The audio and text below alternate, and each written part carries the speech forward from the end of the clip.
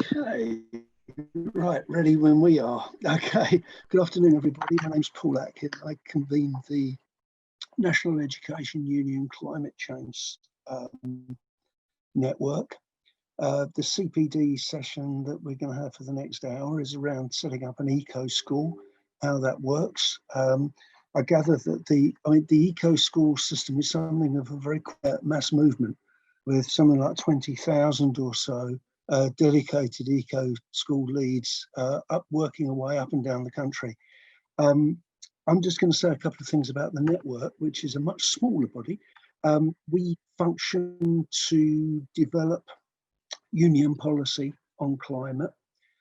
We've written the policies that the union has adopted since 2015, which include a commitment to campaign for a change in a review and a change in the curriculum, so that the sort of thing that's done by eco schools should be mainstream. It should be something that every single school does, that it's actually written into the curriculum, into every single subject up and down the thing, so it doesn't require additional voluntary effort by dedicated, committed people, but it's something that, you know, is on management's list for insets, and they don't need to be jogged to do it because it's in there. It's what we do, because we need to be preparing our students.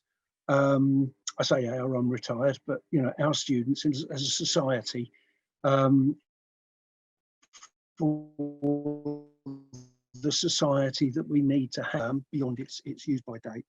I'll just what I just urge people to do, I shall put at the beginning of the chat, I'll put the email address for the campaign network in the chat, and if any of you who aren't already involved would like to send us a line, drop us a line, we can add you to the mailing list. Right, I'm now going to hand over to Lee, who's going to give you the full rundown on eco schools, what they are and how to get involved in them. Okay, over to you, Lee. Good evening, everybody. It's really nice to see you all on this evening. It was a lovely surprise just then to see Ullswater Community High School. That's actually the high school my children attend, and I saw them there on the Planet B, so that's amazing. That was a lovely little surprise for me personally. So what I'd like to do now, I'm just going to share my screen, and so that you can all see the presentation. I'm just kind of looking on the chat here, and I can see that we've got about 9 people attending. I'll kind of do a little intro to myself and to kind of where we are with the Eco Schools programme. And then in the meantime, unfortunately, I can't see the chat on here at the moment when I'm screen sharing. So what we'll do is we'll gather all of the ideas at the end of this presentation, and then we'll kind of feedback. We have got a Q&A session at the end. So my name is Lee Ray Davis. I'm the Eco Schools Manager for England at Keep Britain Tidy. And I've been a geography and environmental science lecturer now for over 18 years before becoming the Eco Schools Manager. And alongside that, I've also delivered teacher education as well, CPD. So like a lot of our teachers who have been taking part in all of the youth climate summit workshops over the past couple of days, I've been the teacher that's been in the classroom as well. So coming to Eco Schools England, one of the things that I've wanted to do at Keep Britain Tidy was make sure that this programme was suitable for all teachers who are actually having to do this as a voluntary programme within their school. So it's a big thank you for coming this evening and joining us at 5 o'clock. And I know it's been a hectic week. I kind of want to start my presentation by saying thank you to everybody. I wanted to just say thank you, because obviously the Eco Schools programme is a voluntary programme. No school has to be an eco school in England, yet 20,200 of you are actually registered eco schools here in England. And it's just an amazing stat that so many of you have given up your time to take part and to run the programme. And some of you have been kind of involved in the programme now for over 20 years. And kind of we ummed and ahed about putting a mission statement together about the Eco Schools programme. So kind of what I just wanted to do here is, this is kind of our statement for Eco Schools. And I think given kind of the circumstances we're facing in education at the moment, this is more important than ever. So there is the Eco Schools framework, but what we don't want you to do is to don't fit your school into the Eco Schools programme, fit the programme into your school. Adapt the programme, use elements of it that are suitable for if you're an early years setting or if you're a high school tertiary setting. Now, I was just going to ask, but like I said, unfortunately, I can't quite see at the moment. So I'm just going to kind of ask if you can put in the chat if you are a registered eco school. So it'd be great to see the level of engagement that we've got. So I'm just going to, I can see we've got 9 participants.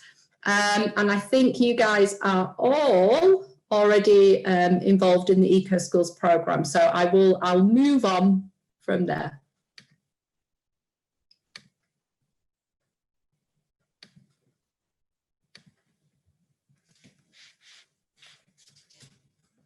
Okay, so what I wanted to also do was this idea of what is an eco school.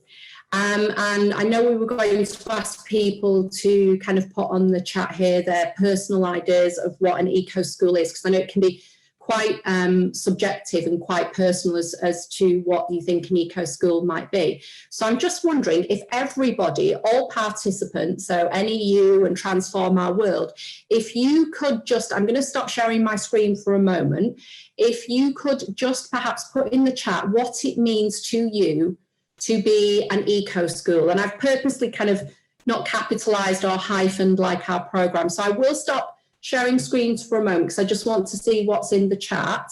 And if you can just please write down what it means to you to be eco. Thank you.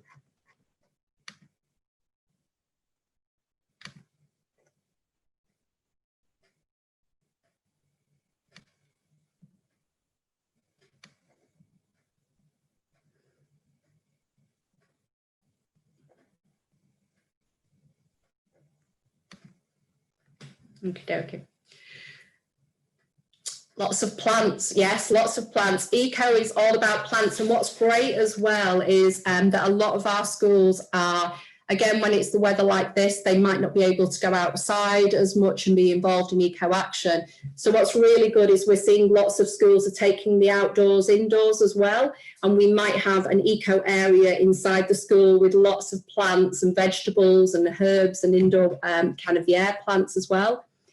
Interest in nature, yes. So we did a really wonderful competition a couple of weeks ago with Jordan's cereal, and it was how nature helps the harvest. And we were looking at kind of the impact that nature has on helping farmers to grow the food that we eat. Put the environment first in decisions about buildings and grounds. Yes, that's super important. What we're seeing at the moment is certainly with some academies who are developing that they're actually getting the students from the Eco Committee to be involved in the layout of the development of the new school, ideas for how they can make the energy in the school more sustainable, more energy efficient. So that's really good that we've certainly seen, and actually some new build eco schools as well. Gosh, there's lots coming through. I'm trying to make sure I answer everybody. Outdoor classroom, yes, of course. So we're very, very keen to promote that being an eco school means using every part of your school grounds to become eco. And actually going outside doesn't have to be something that you have to do on 1 or 2 occasions. Going outside is actually something that can be done throughout the whole school year. We're actually quite excited to announce that we will be very soon launching a new outdoor accreditation, which is going to be part of Eco Schools, but will also be a standalone award that will be available to all our schools. And that will be about using and showing schools how they can use their outdoor space or local parks that might be nearby to cover all elements of the curriculum. So that's exciting news that's coming soon. So we'll have more on that on the Eco Schools website very soon. Can see some more things. An eco group, yes, and obviously that is key to the Eco Schools programme, having that core group of students and teachers as well who are interested in the Eco Schools programme. And that's one of the things we'll have a look on this today, is how you can get that keen group of individuals together. So thank you, that's great. I'll go back now to sharing my screen. We'll go back to the presentation and we'll go through again, so thank you.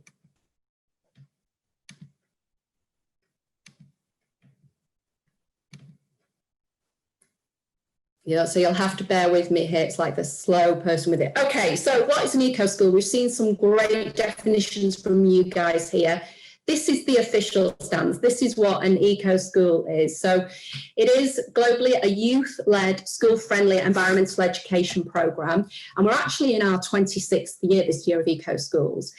And I think, to me personally, as a former teacher, and I know for a lot of people watching this, yes, we are a youth-led programme, but I think this idea that we're school-friendly is also extremely important, because a lot of what we're asking you to do, you might be fitting into other work that you have to do within your day-to-day work within a school.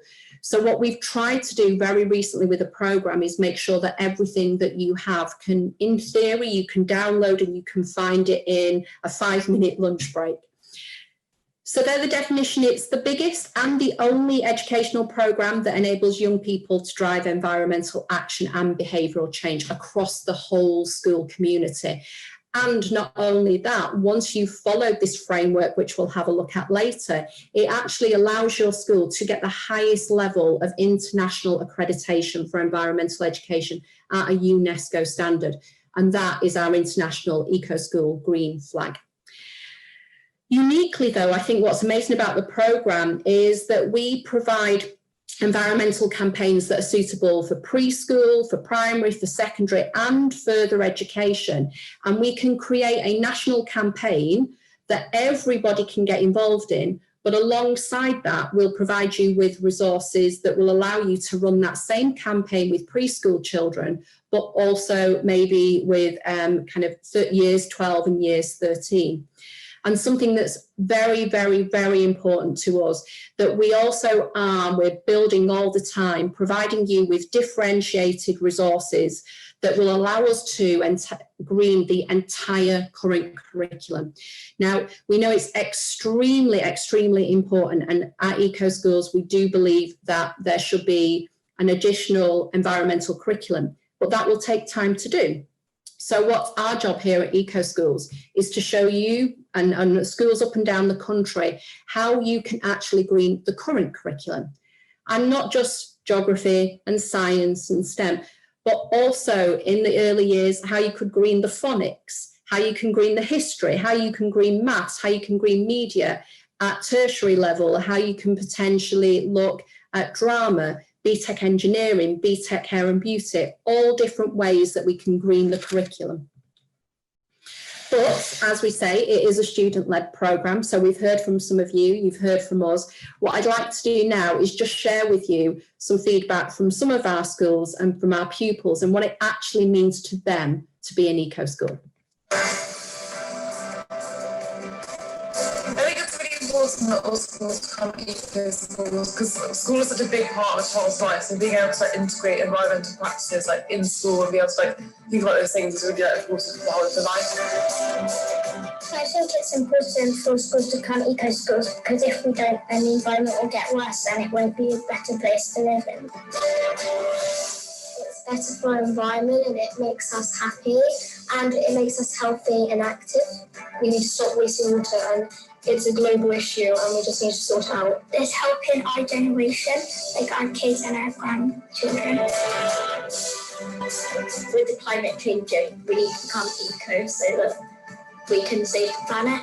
I think it's important for every school to become an eco school because it saves the environment from nasty emissions that we shouldn't really get. Animals are getting killed by these emissions that humans are producing from cars. The world is it's in a rough patch at the minute and we need to try and make it better. So schools is a way to do that. We have this wonderful world and we don't want to lose it. Our world is changing and I think people need to be more aware of climate change since it is our future and it is our important, like our role to show that, so in the future people can live a better life and the environment doesn't get ruined.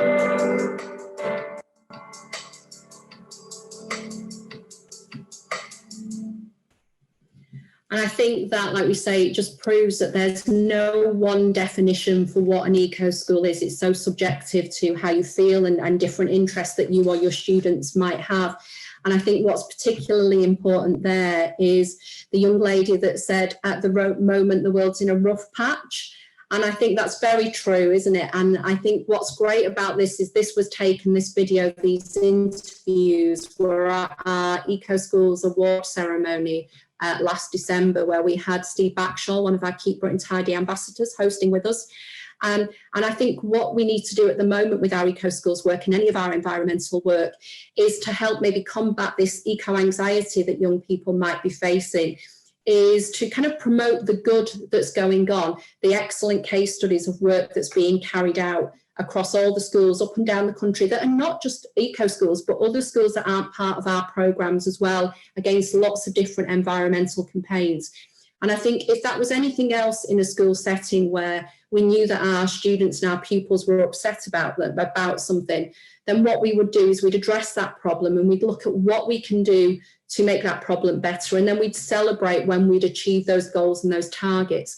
And that's definitely what the Eco Schools programme is all about. It's taking what we say, schools who might not have any prior Eco Schools knowledge, and helping them become greener. And for your first green flag, some of the tasks you might carry out might seem only small, but they're actually even small little things can build up. And when we have a look in this next slide now with the scale of the programme, you can see just one eco school doing one little action can actually lead to a lot of change. So some stats. We all like our stats, and also they're particularly useful if you're new to the Eco Schools programme and you want to maybe try and convince the senior leadership team that this is something that the schools should sign up to. So these are quite useful and very good also to share with your eco committees to make them feel like they're part of this bigger picture that we were mentioning before. So the Eco Schools programme is managed internationally by the Foundation for Environmental Education. And the programme was set up in 1994 after the Rio Earth Summit, where the 7-step framework, which we'll go through later, was developed. And then in every one of the countries that run the Eco Schools programme, it's managed by an NGO. And in this case, it has always been in England, Keep Britain Tidy. And what a lot of people don't realise, actually, and you may have seen, depending on where you live, is that our Eco Schools Green Flag is also part of the same family as the Blue Flag Award for beaches and the Green Key Award for hotels, all of which are managed by Fee Globally, and also we accredit at Keep Britain Tidy. So if you do have a Blue Flag beach near you and you are an Eco Schools Green Flag, you are actually part of the same accreditation. We are also, I always say this, we're the largest educational programme in the world. We're running in over 68 countries. And what is absolutely fantastic is that over 20 years, all these countries, all these schools have been doing exactly the same 7-step framework to help them get through to Green Flag. And we estimate that there's about 59,000 registered eco schools globally, and of which, this is fantastic, 20,200 registered in England. And we have the largest proportion of those in the northwest of England as well. And then just some more stats.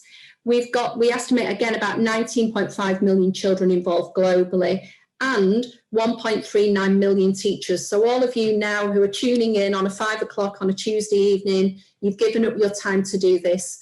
Sometimes it can feel a little lonely being that eco coordinator, but you're not. You're part of a huge campaign of teachers globally who are making an environmental difference.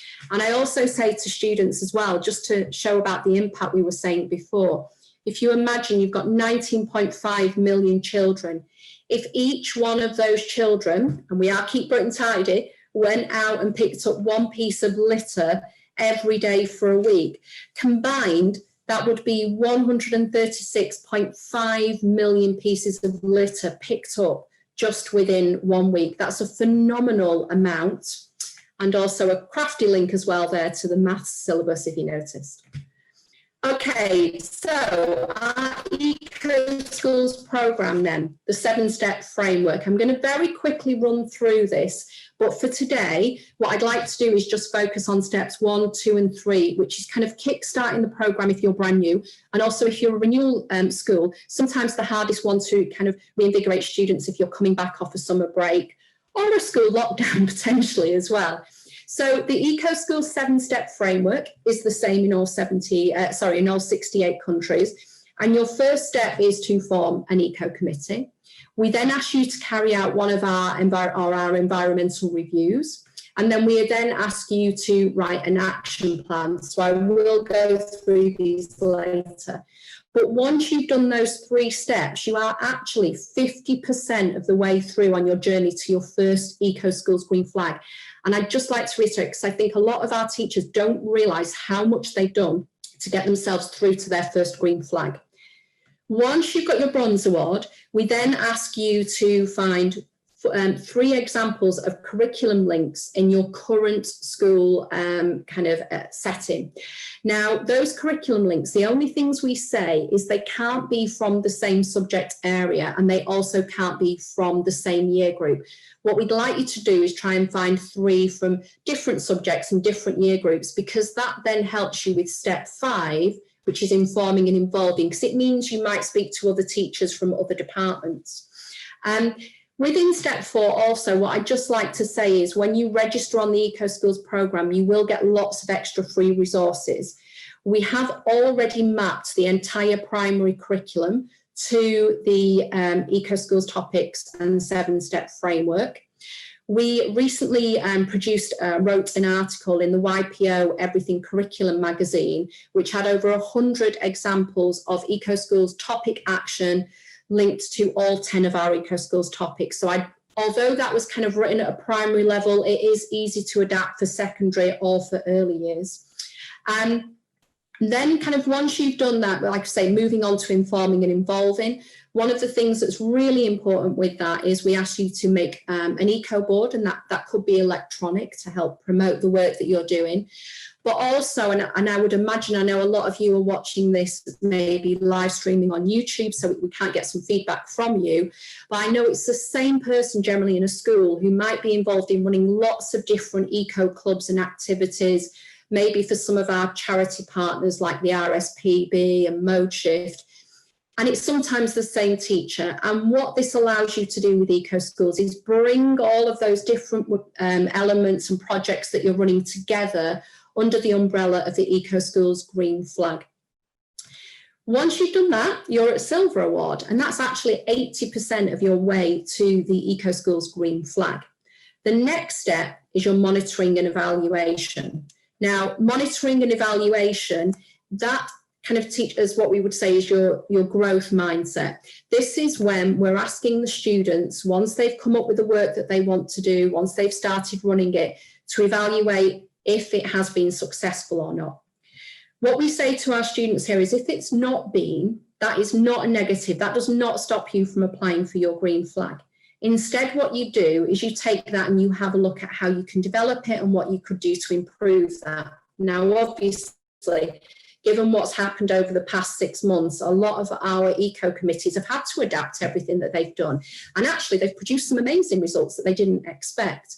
And I think the best example I can give of this, and I know some of you have seen me present before, so I apologise if you've heard this story, but it's the example from when I green flag assessed a school in inner city Manchester, and the children worked through, they'd formed their eco committee, and on their action plan, they wanted to set up a llama farm. And on their action plan, they'd said, llama farm, we'll go and speak to Mr. Smith, the school caretaker. Then that was crossed out and it says, Mr. Smith says, no, we can't have the llama farm. We'll have a chicken, we'll have chickens. Speak to Mr. Smith. Mr. Smith says, no, action plan crossed out. We'll grow spring onions. And when I went to Green Flag Assessor School, that was their target. That's what they'd achieved. They were not even remotely concerned that they didn't have their llama farm. They were extremely proud of their spring onions. And that's what our Eco Schools topic actions are all about. The students adapt, and you as well, given the situations, to what you can do in your school setting. And then finally, the last step, actually the easiest, and sometimes schools do beforehand, is to form an eco code. And that can be a poem, a song, maybe even a dance about what is important and the topics that you've been working on. And once you've done all of those things, that is then when you are ready to apply for your Eco Schools Green Flag. Or if you're renewing, you would carry those out over 2 years. And very, very important, I must add here, we, at the start of April, actually went back and looked at Eco Schools International criteria, and we have now adapted them in light of everything that's happening in schools and the bubbles that you're having to work in, and also the possibility that you might be working through your Eco Schools programme, and then unfortunately a year group or your Eco committee or yourselves as the Eco coordinator have to possibly self-isolate for 2 weeks. So we've adapted everything, and for the rest of this presentation I will kind of go through with some ideas and hints and tips, but kind of with a little kind of COVID adaptation and ways that you can run these things now. So this should not, what we're facing at the moment does not need to stop you from doing your Eco Schools work.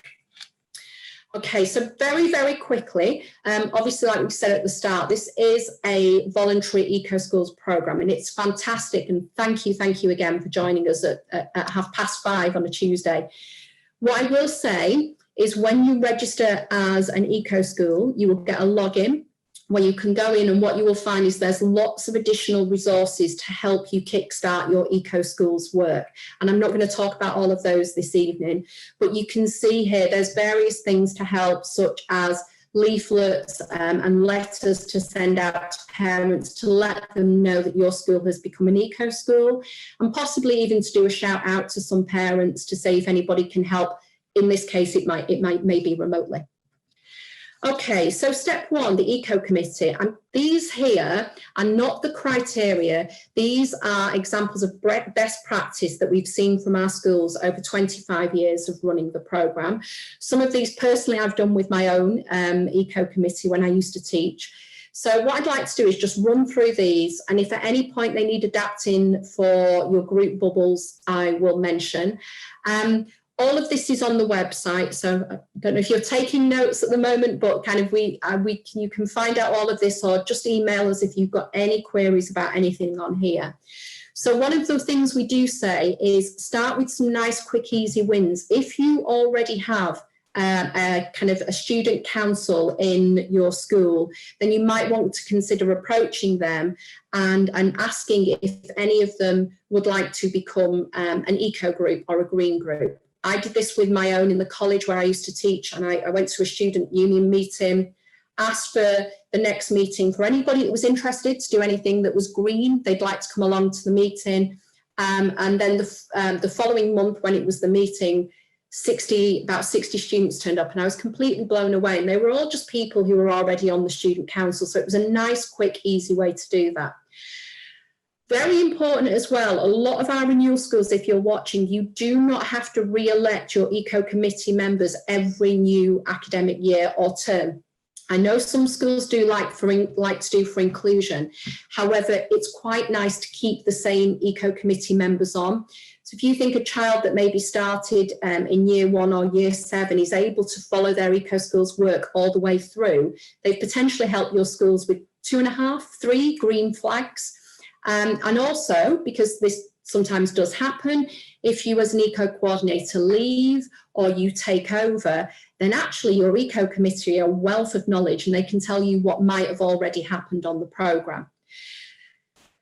Sometimes if you've in an early year setting, if we've got any of you out there watching from early year setting, you can still run your Eco Committee meetings, but you as the kind of the member of staff might be more of the lead and you're helping facilitate. Next point, definitely if you're kind of in a secondary school, maybe appoint a chairperson, an accountant and a marketing child, somebody from your committee to take on those roles. Really, really good, for instance, if you've got a math student that can do the accounts for Eco Schools, maybe a media student that's interested in doing the marketing for them, and maybe give them a job description. Again, it's great, excellent, really good transferable skills for UCAS as well. And then Invite along adult guests to your eco committee meetings. Plan your meetings in advance. Somebody today tagged us in a really good, they said they'd had their first ever virtual eco committee meeting, and it was their little bubble, but they had different eco bubbles around the school, and they ran, like we're doing now, their eco committee meeting via Zoom. If under current settings you are not able to have somebody from different multiple year groups, that is not a problem.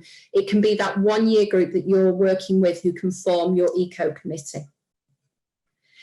So your environmental review. Now your environmental review is very straightforward. We've written these for you.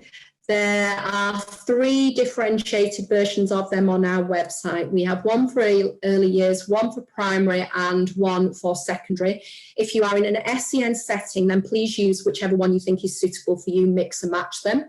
If you're a primary who's a multiple green flag school, then please, if you want to challenge, use the secondary environmental reviews. But what we do ask for this is please let your eco committee carry them out. Now, again, what you might find at the moment is you can't have all of your committee carrying out all of the environmental review. It could be that your eco committee in your class environmentally review your classroom or the patch of school ground that you've been working in. If you're able to, you could potentially break up the environmental review and give it to different classes, and each class adopts maybe 1 or 2 of the topics to do for their environmental review. There are all different ways around it, and if you're struggling, again, please just email us at ecoschools@keepbritaintidy.org. If you are a school that is an academy school that's got multiple sites, then what you might want to do is form little mini eco bubbles and carry out environmental reviews of the different sites and combine your answers. Again, this can all be done virtually. You can have some Zoom meetings or team meetings and discuss the different results. What you might also want to do at this time as well, and maybe if there's a possibility that your eco committee or your year group might have to or might not be able to come into school for a while, is you could ask them to carry out a version of their environmental review at home and see how their homes compare to what's going on at school. And again, that's kind of a great idea because it's promoting that you're an eco school to the parents of those children as well. And maybe later down the line, when able, they can come into the school and help support. And then finally, a very common one that gets asked is, do we have to work on our worst topic?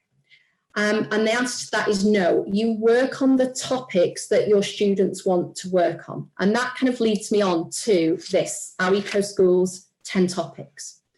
So you can see here, these are our Eco Schools 10 topics. Our newest one is marine that we introduced in 2018.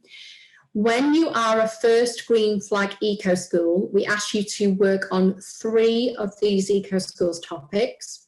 If you are a renewal eco school, we ask you to work on 5 of the topics in a 2-year gap. And then every 2 years when you renew, you swap 2 of those topics.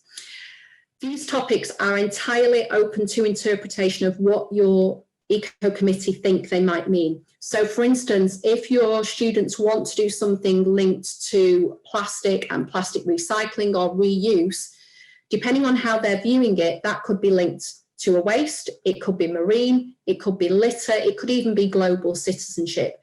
We do not ever assess and say that a topic action is not good enough or not in the correct topic. What we assess you on is whether or not a school has met their 7-step criteria. What you will notice, however, on here, and this is the Youth Climate Summit, is that we don't have a climate change topic. And that is on purpose. Now, as a former geography and environmental science teacher, that is because I strongly believe, and I know a lot of our eco coordinators do, that actually all of those topics are linked to climate change. And if we created a climate change topic, it might be that only a small percentage of schools were working on it. However, if climate change is across all 10 of our eco schools topics, then we're guaranteed that all 20,200 schools that we have are working on actions to reduce their carbon footprint, either very directly through working on campaigns where they're switching off energy, or indirectly when they might be looking at the different type of food that's in their school canteen and the carbon footprint of the school. So what I'd like to do now, so I'm going to stop sharing my screen again for the moment, is I'm kind of going to kind of turn off. I'd like to ask you now, those that are watching, if you're watching via YouTube, obviously not going to be able to input here, but it might just be worth now noting some ideas, your initial thoughts, to think of different ways in which climate change can be potentially linked, or climate change ideas can be linked to 1, 2, 3 of our Eco Schools topics. So that's biodiversity, energy, global citizenship, healthy living, litter, marine, school grounds, transport, waste, and water. So I'm going to stop talking for a moment. I'm going to ask those of you that are on and joined as part of the chat, if you can post some of your ideas on there. Again, if you're watching now on YouTube, please, I'm going to just stop kind of talking for a minute. I'd like you to just try and make some notes and ideas, and then we'll kind of pull some ideas together and we'll share some best practice as well.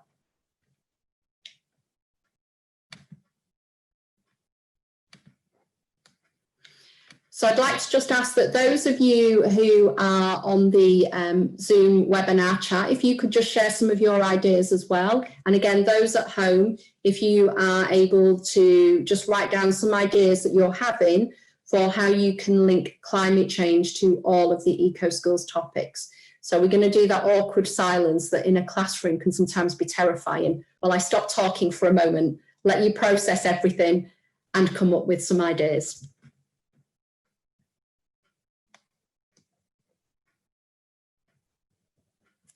Okay. We're just asking on the chat, yeah, of course, I will put those topic areas back up now. So I'll just put that back on for you guys.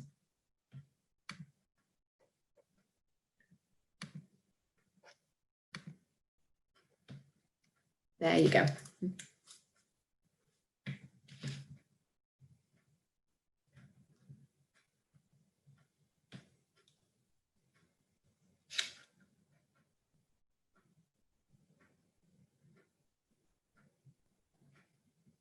And if you're feeling really up for a challenge, maybe think about how one particular climate change action could link to 3 of the topics if you're a first green flag, or even potentially 5 of the topics if you're a renewal eco school.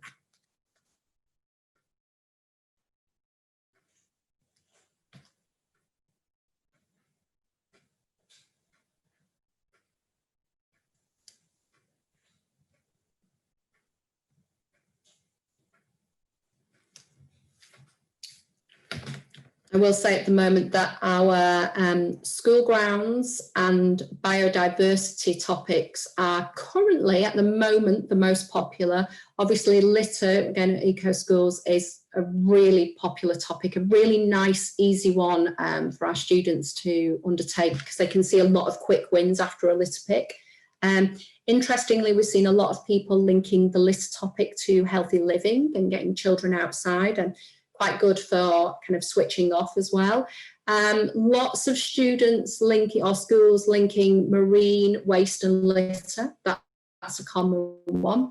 So again, see if you can maybe pick 3 or 5 topic areas and link them to climate change.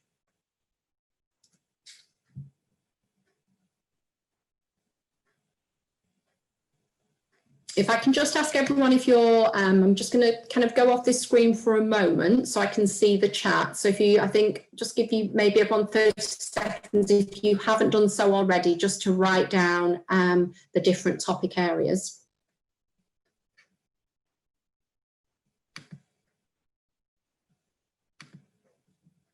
Oh, I can see lots of, okay, brilliant, thank you.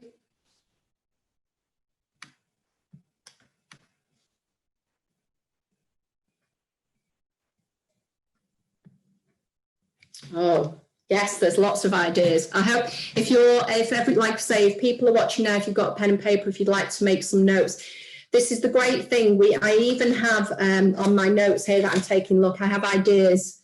So what we do is whenever we do our teacher training, there is always something to learn from our teachers. You can never run out of Eco Schools ideas. So those of you that have been making notes on this chat, I'm going to be borrowing your notes. You might see them on the Eco Schools website now, so thank you very much. Okay, all right, okay, we're going to go through some of these now. So let's have a look that we've got on here. Oh, crikey, there's lots and lots. Okay.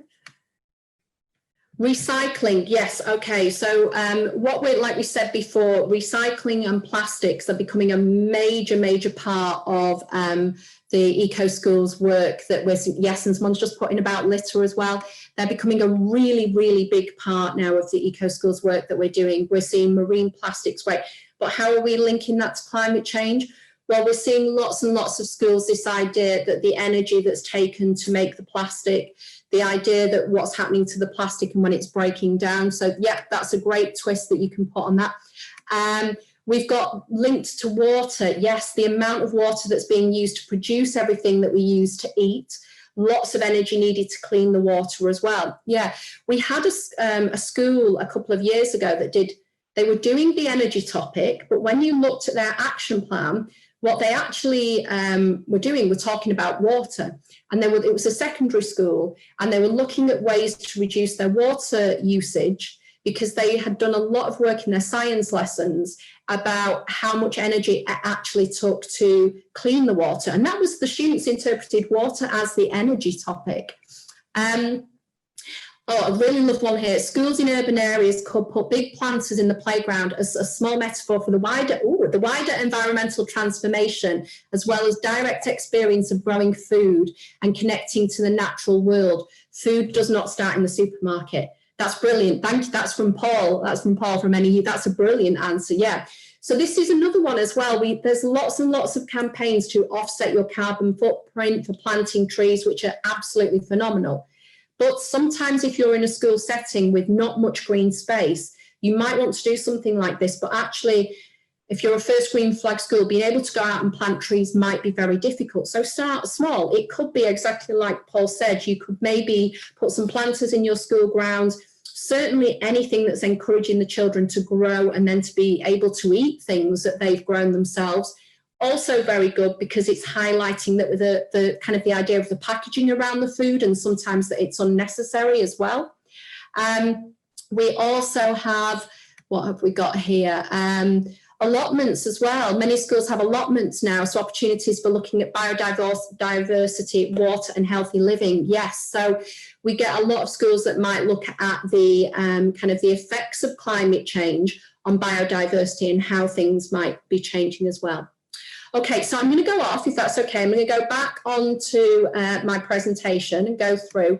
Hopefully there's kind of lots of ideas for you there, and if you've made some notes as well. We are running a whole series of Eco Schools training at the moment, which is linking all of our topics to climate change. So we've got lots of ideas on there as well. If you'd like to join us for any of the Eco Schools training, you can find information about that on our website. Okie dokie. So next one then, next slide.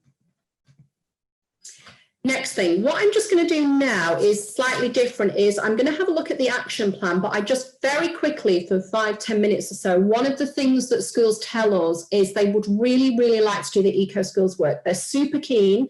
They've got all the wonderful ideas that they were just saying there. So they might want to get planters, and they might want to get seeds. They might want to grow things. But unfortunately, they don't have the income. They've not got the funds in order to do that. So this was kind of, again, myself as a teacher experience is we've put together actions that you can do that actually through your Eco Schools work, through your climate action work, can also generate some income from for your school to help you get involved in bigger projects as well. Again, these are all real examples from our school. So recycling schemes, you might want to contact your local authorities. Some areas you can generate funds and income by recycling and asking people to donate certain recycling items and having them sent off and weighed in. Other things, We're finding more and more that our schools are getting quite savvy and they're purchasing in bulk eco items that they then might be selling on to parents or the local community at schools events at an increased price. So you've got some fantastic maths elements that you can incorporate there. Also great because it's spreading the word at maybe parents' evening, open evenings, etc., that you have an eco committee. Very similar to what we were saying before, anything that you're growing in your school grounds, you could potentially sell again at these events, or maybe form your own kind of like farmers market or your school market. Write to the local press. This is we're seeing more and more. Ask for donations. It could be, rather than cash donations, it could be things that you want. So again, one of the things, I needed some bulbs for my school, this for planting. We went to the local B&Q and asked them if they had any bulbs. We wrote out to local parents and said, has anybody got any gardening equipment? And we got everything we needed pretty much in one weekend at no cost whatsoever. Lots and lots, because I manage all of the Eco Schools social media, beautiful, beautiful artwork of bottle tops and absolutely fantastic things that we're saying. Why not possibly have an eco art festival and sell the artwork of your students as well to generate some income? This is one we're seeing more often. Some schools have very, very large patches of land. They're not quite sure how to manage them. So they're actually inviting local beekeepers, gardening societies to come in to use the land. They actually charge them rent, but what's also very good is if your school is away for the summer holidays, there are still people who are able to come into the school, look after the school grounds. But again, at the moment, that might not be possible, and we do need to check for safeguarding with that. Very similar to local authority in the press, contact local businesses. They might be very keen to support. Again, it might be parents that could help. A Green Flag Day donation, as you're aware, we are a charity, so we do ask actually for the Green Flag. There is a £200 fee, and that covers the desk assessment, the Green Flag, the postage and packaging. But a really great thing that we see when schools are raising funds, I'm actually sat on my Eco, you can't see, but I'm sat on our Eco Schools Green Flag at the moment. They make great chair covers. Is a Green Flag donation day when we ask everybody in your school to come in dressed in green and maybe donate however much they're able to do. But very important, not brand new green clothes. Those are existing green clothes that you have. And if you don't have green clothes, then something with a little bit of green in, that's fine. Another thing then is we're approaching Christmas, maybe some holiday eco crafts as well. So again, we can't do this necessarily, but you could have an online sale of some eco products for your Christmas school fair. Contact your local authority or local government to see if there's any funds available. There's always little pots of money that are up at the moment. Your local authority might also be able to lend you litter picking equipment as well. So just reach out. You never know what might be available. This is one we're seeing more and more, money jar for spare coins. And at the entrance of the school, just asking people to put in any spare coins that they might have when they're dropping children off. Again, with restrictions now with COVID, it might not be possible at the moment. Utilities, obviously, if you're working on energy and water or waste, you're going to hopefully be making some financial savings for your school as well. Very similar to before, flower stalls, herb recipe cards. We had some schools that on Mother's Day were selling bunches of flowers that the children had grown, which was beautiful.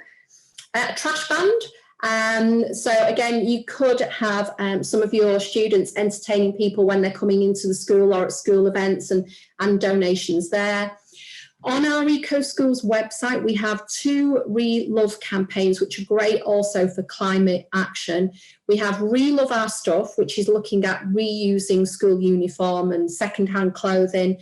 And we also have Re-Love Our Gadgets, which is looking at electrical equipment that's perfectly fine. It might not be the most current or up-to-date version of a phone or an iPad.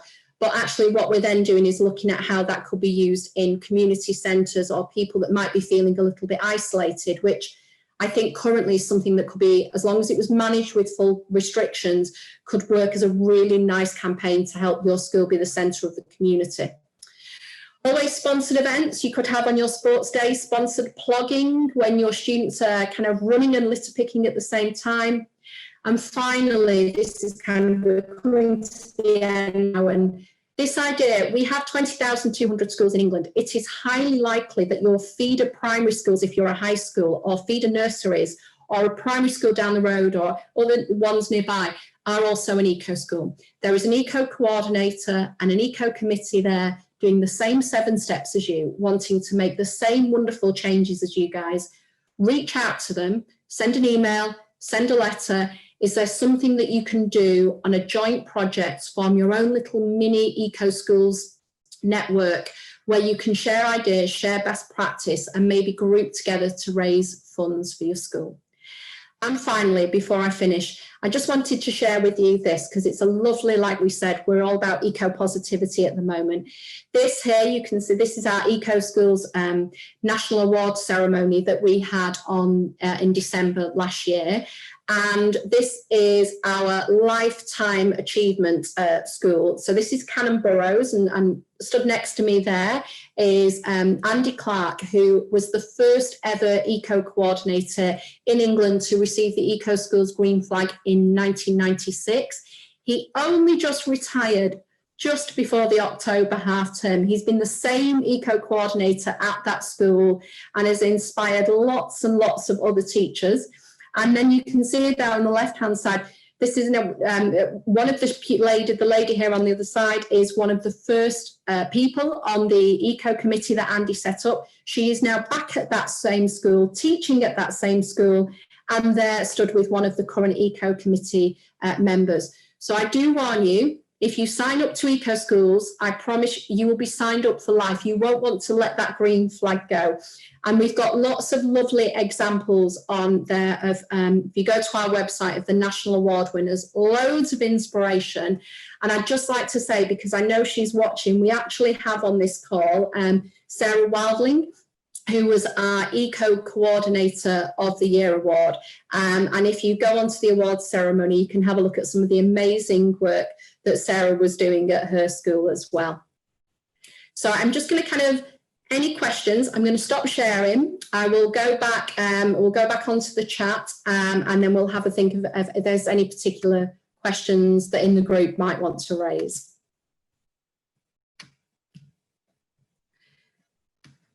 Okay. So if there's, do your schools buddy up? Yes, we actively encourage schools to buddy up. If you can, it makes light work. So like we said before, certainly in academies as well, we're finding that's really great at the moment. If you're a big academy chain or a group of nurseries, you would register separately. But what you might want to also do is have an eco project that is reducing the carbon footprint of your entire academy or nursery chain, but also at the same time, little individual tasks that your schools can work on, your individual school and your eco committee can work on together. Yes, that's music to my ears. Geography fieldwork, yes, because I used to mark geography fieldwork. Yeah, the review is very similar to a piece of fieldwork, and I know we've probably got lots of geography teachers watching this, is you'll kind of do your evaluation, you'll have a look at your school, you'll come up with your actions, and then at the same time when you monitor and evaluate, your students will have a look at what's not worked. And again, like when you're marking coursework, we actually prefer it when things haven't gone to plan because it gives ideas for future work. Yes, we do coordinate across local authorities. There are some absolutely amazing local authorities that are out there doing some work. So I must shout out to anybody from Leicester that's watching, Wigan and the Wirral. We have some amazing local authority contacts out there. If in doubt, email us. We can find out who the local authority contact might be. We do also have a list on our website of local authorities who are kind of like our friends who we work with and are doing some work to support schools. Is there a cost to signing up? No, there is no cost to signing up. We want you to, the registration for the Eco Schools programme is free. There is nothing stopping you working through. The only cost is at the end, which is £200 plus VAT. And that is for Karen in my team, who has been with Eco Schools since it very, very first started in 1994. She sits and she is desk assessed all of the applications, and then that cost also covers the international green, which I'm sitting on here. I have it as my seat cover. And that covers your cost of your green flag, postage and packaging as well. Do we just fundraise to complete the action plan? Lots of different ways that you can do it. Some schools have already, they're lucky enough and they might have the £200 available to cover the green flag fee. Other schools, like we said with those examples, actually use their Eco Schools actions to generate actually £200 plus, even more, and they cover the green flag fee. And then there's also things that they can purchase maybe for the school grounds. Okay. Oh, a good question, one that comes up regularly is, how long does it take to go for your green flag? Normal circumstances, what we usually say is it takes from registration up until achieving your green flag, can be roughly an academic year. It can be much quicker than that, actually, if you're a school that's signing up that's already done a lot of work and different projects, and use the Eco Schools green flag to bring it together, all in kind of the one with the international accreditation. How can we involve the wider community? Oh, brilliant. Okay, so what you can do is lots of schools actually might have an Eco Schools page of their website. Obviously, there's lots of messages, texts and emails going out to parents at the moment. So it's possible to email the parents and let them know that you've become a registered Eco School. You could also, we have on our website, we have our Eco Schools at Home campaign, which are tasks that are Eco Schools homework that you can get your families involved in. So those are on the website. We've just won a teaching award for those as well, which is great, from Primary Teach. So those are great ways to get parents involved. Some of the other things that you can do as well, and are very, very powerful, is you can get your Eco Committee to write, under persuasive writing for literature, write some letters to local businesses, local authorities, and asking them, letting them know that you've been involved, maybe inviting them to come along to a virtual Zoom meet to discuss how they can possibly support your school as well. Okie dokie. Right, so I'm going to stop now. I'd just like to say again, thank you very, very much. Thank you for giving up your evening to listen to me talk about Eco Schools. It's been great to see some of the ideas. If you have any questions whatsoever, please just email.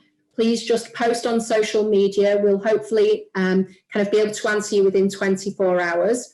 And then also what I would just like to say is we need lots of eco-positivity. We need to show that we're making a change and that we can make a difference. So please, anything that you're doing, your green flag success stories, share with us on our Eco Schools social media. So I'm going to hand back over to Paul now and let him wrap up the session. Thank you very much, everybody. Thank you. Okay, thanks very much, Lee. That's fantastic, very useful, lots of information there for people to get involved in. I'd just like to make the connection. I asked the question about local authorities because I happen to be reading my local authority's carbon zero by 2030 plan this morning, and it happened to report that 52 out of the 80 schools in my local borough are actually already signed up to Eco Schools. So that means you've actually got a network of people already engaged in this issue that can be mobilised in the next 10 years to achieve these things. The part of the thing there is that local authorities are going to have a pot of money from carbon offset funds from developments which themselves are not carbon neutral. I mean, they obviously should be, but those that aren't have to pay a fund so that other projects can actually make up the ground, if you like.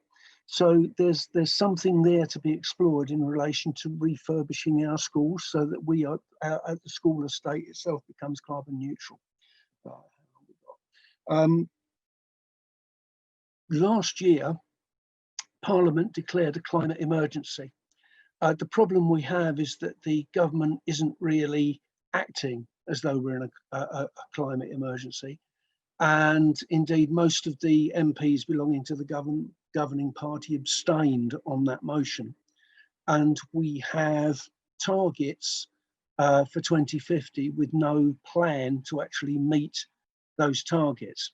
In the next year, there is going to be an awful lot of spotlight put on that And the network, what we're trying to do in the union is put forward a resolution to next year's conference to make sure, one, that the union itself reviews its entire operations so that we become carbon neutral by 2030.